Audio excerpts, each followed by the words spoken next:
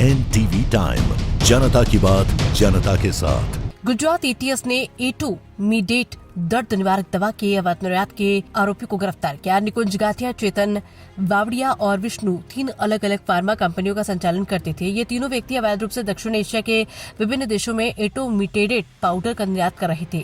Thailand में इन जहरीली दवाओं को ड्रग कार्टेल द्वारा अवैध रूप से बेचा जाता है और ड्रग कार्टेल उनसे जुड़े हुए हैं। पैड एक्स कुरियर के माध्यम से भेजे जा रहे एक माल को रोककर जांच की गई। थाई पुलिस ने ड्रग्स जब्त की। सूरत एसओजी टीम की मदद से आरोपियों को पकड़ा गया। निकुंज को हिरासत में लेकर पूछताछ की गई। अन्य 2 आरोपियों के खिलाफ जांच शुरू की गई। निकुंज ने एलोवेरा की पैकेजिंग में पैक की गई 50 किलोग्राम दवाइयां मलेशिया को निर्यात की। यहां तक कि बुद्धि और चेतन ने भी मुंबईया था को गलत लेबल दिया। भौतिक और चेतन भी गलत लेबल लगाकर मुंबई से हवाई मार्ग से मलेशिया में ड्रग्स भेज रहे थे।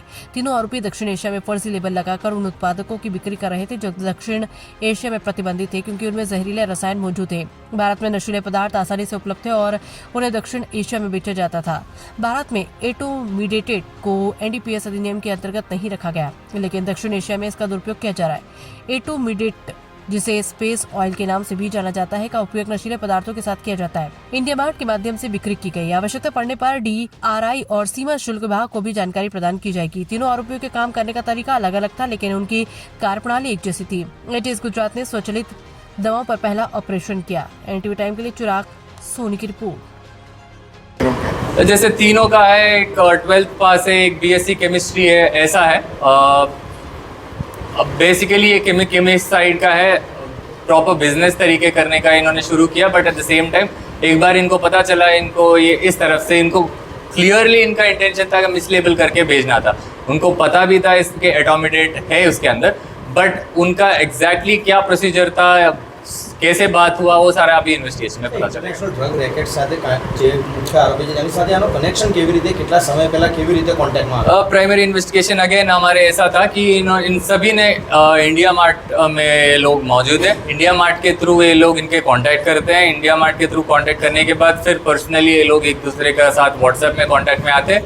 व्हाट्सएप में आने के बाद हमको ये पता चला, उसने सामने से भी बोला था कि आप इस नाम से या फिर दूसरे नाम से मिसलेबल करके आप यहाँ भेजो, ताकि यहाँ पर हमको दिक्कत ना आए। और इनको क्लियरली बोला गया था कि आप जो है वो एटोमिडेट करके भेजना मत।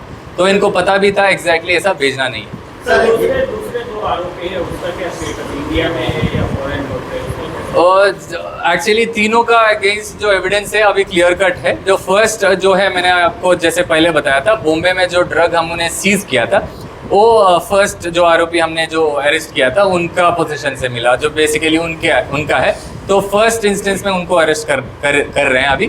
तो बाकी इंटरनल इन्वेस्टिगेशन चल ही रहा है, तो अभी तुरंत नेक्स्ट के कोर्स ऑफ इन्वेस्टिगेशन में उनको भी अरेस्ट किया जाए। સર, ये केस में DRI और कस्टमर एग्रीमेंट होगी कि नहीं, उसको जानकारी दी जाएगी?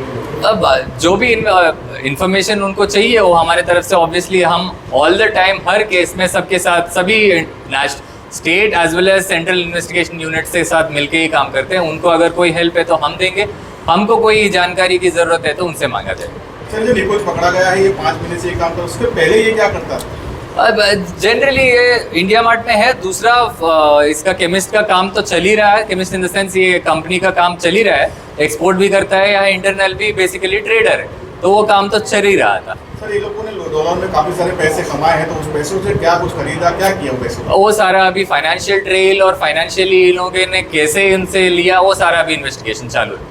ત્રણેય વચ્ચે કોઈ કનેક્શન કરું, ત્રણેય એકબીજાને ઓળખતા હતા જે 3 આરોપી છે? एज ऑफ नाउ हमारा ये है कि ये तीनों इंडिपेंडेंटली काम करते थे, बट मॉडस ऑपरेंडी सिमिलर है कि इन्होंने टारगेट किया एक स्पेसिफिक एरिया को, और टारगेट वहाँ पर इंडिया मार्ट में जो भी वहाँ के लिस्टेड ऑर्गेनाइज कंपनी से उनको टारगेट किया गया, ऐसा अभी हमको लग रहा है। बट प्रिलिमिनरी हमारे इन्वेस्टिगेशन में ये तीनों एक दूसरे को एवी रीते पता, एक दूसरे से मिलके काम नहीं कर रहे। सर, ये जो ड्रग्स है, इसका इंडिया में किस चीज में यूज होता है? जैसे बोला एनाल्जेसिक है, बेसिकली ये पाउडर्ड फॉर्म में भी मिलता है और इंजेक्शन फॉर्म में भी मिलता है।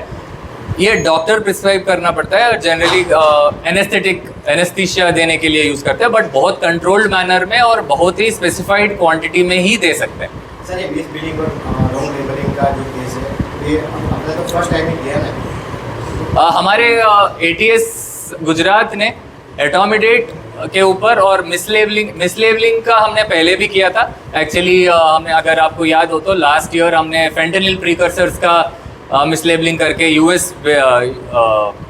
यूएस અને નીચે साउथ अमेरिकन कंट्रीज को भेज रहे थे, उसका अगेंस्ट भी हमने केस किया। जो मिसलेबलिंग का केस हमने पहले किया था, बट एटोमिडेट जो साउथ ईस्ट एशियन कंट्रीज में अभी नार्कोटिक्स और स्पेसिफिकली अभी ग्रोइंग ड्रग जो है उसके ऊपर हमने पहला काम यही पहली का। Okay sir.